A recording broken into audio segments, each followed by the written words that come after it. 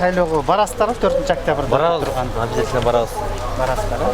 Барып, ар кимиз өзүнүн немеси неметпесек Тандаган партиябызды шайлайсыздар, э? Барбай койсок анан өз 5 жыл жейбиз го дагы. Барып койсок болмок экен кап.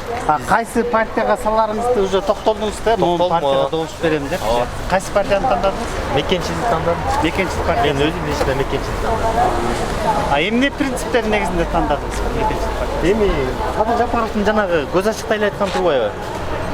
Чегара маселелери мына мындай болот. Азыр 10 миллион кетсе, 10 жылдан 10 миллиардка да бүтүрө албай калат. Ошо көз ачык эле айтып атпайбы? Айтканы, мисалы жөнгө мисалы айтканда Вангада эле айтыптыр да, анан тиги видеосу менен анан азыркы немелерин карабайсызбы? Салыштырсак, ошол убакта келди. Как будто бир мындай Ванган немеси айткандай эле, жанагы Күмтөр маселесин айтып атышат. Бизге карыздарды ошол эле кутулуп коймок экен, налог төлөбөйт экен деп. Анан ошонун негизинде мен мындай болуп атканбыз кичинечи. Олку болчу, баягы тиги да болуп атканбыз. Анан өзүм ушу жакындарым менен ушу мекенчиликке токтолуп калдым. Мекенчилик партиясын тандадым. Ошол. Жана Садыр Жапаровдун минтипте айткан сөзү бар экенде, 2020-жылы кризис келет. Ошондо биз Күмтөрдү улутташтыралы, ошондон түшкөн акчаны Нацбанкка чогулталы. Бизге ушундай кризисте 13-жылы айткан. Бул деген неме деп айтыптыр да? Видеодо архивде Алтындын 1% эле бир канчаны ошону эле сала берели.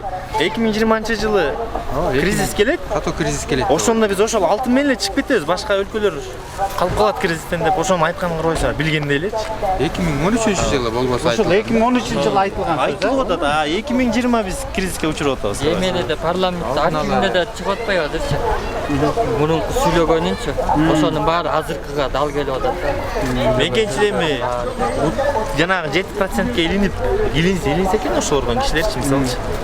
Мүмкүн жакшы пайыз алып калса, может чыгарышабыз Садыр Жапаровду. Тиги бул шайлоого бараткандар мисалы үчүн кээ бир эмелерди ушундай угуп атам да, элден сөздөрдүчү. Мисалы үчүн кээ бир айылдар бир боз үйгө, бир казанга же спорт площадка куруп бер деп ушундай же акча алгандар да болуп атат. Бизге келди. Ушундай чынбы ушул айтылат? Чын, бул деген келди. Бизге деген мисалы деген 400 миң предлагать деле келишти.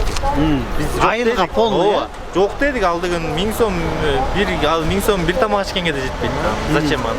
Негизи мындай терең ойлонгондо акча бергенде болбойт, алганда болбойт да негизи. Эртеңкисин ойлогондор мисалы сатылып атат. Ой, 5 миллион берсин ал бир айлыгачы. 5 миллион менен эчтеке чечилбейт. Ошондой жарандарга эмне деп айтат элеңиздер? Ошо жанагы добушун саткандарга? Мен айтат элем, добушуңарды сатпагыла. Ар кайсы саясатчылардын мурдагы кийинки ишине карап добуш бергиле. Ой, 10 миңге аласыңарбы, 20 миңге аласыңарбы, мунуңар эртең эле түгөнөт. Биздин границалар, мисалы биз бияк тынчпыз да, көрчү. Тиги баткен жакты илип атышпайбы? Границаны токтото албайшат. Границаны чийип бергиле, биз ошол биздин жерибиз деп карайлы. Ошону чече албайчпайбы?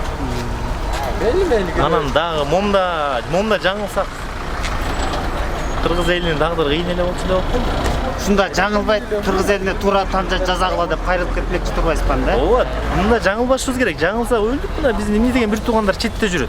Иштеп жүрсө өзү да иштесе болот да. Азыр мындай болуп атат да, биздин мамлекетибиз пандемияга чейин эле араң оокат кылып келаткан мамлекет болчу да негизичи. Анан бул пандемия убагында биздин мамлекетибиз кандай акыбал экенин көрдү да элдин баарычы. Биздин медицинабыз, биздин эмебиз кандай экен. Анан ушул пандемияда дагы биз экономикалык кризиске кабылдык. Плюс мамлекетибиздин карызы эбегейсиз өсүп кетти. Көбөйдү, ооба. Аябай 1 миллиард долларга чейин акча алынды азырчы. Бери дегенде. Бери дегенде элечи. Анан эми ушул карыздын, ушул эмеден туңгуюктан чыгыштын жолун сиз ойлоп атасыз, ушу туура тандоо жасаш керек ушул шайлоодо деп атасыз, э? Албетте да, ооба. Туура тандоо жасасак биз эми карыздын оңой эле кутулуп коебуз деп атпайбы эми.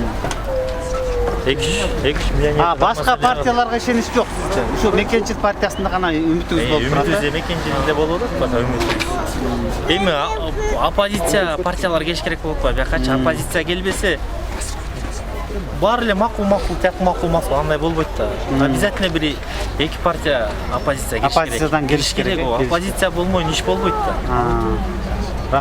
Рахмат пикириңизге, Алла ыраазы болсун. Мекенчил партиясына добуш бер. Мекенчил бол.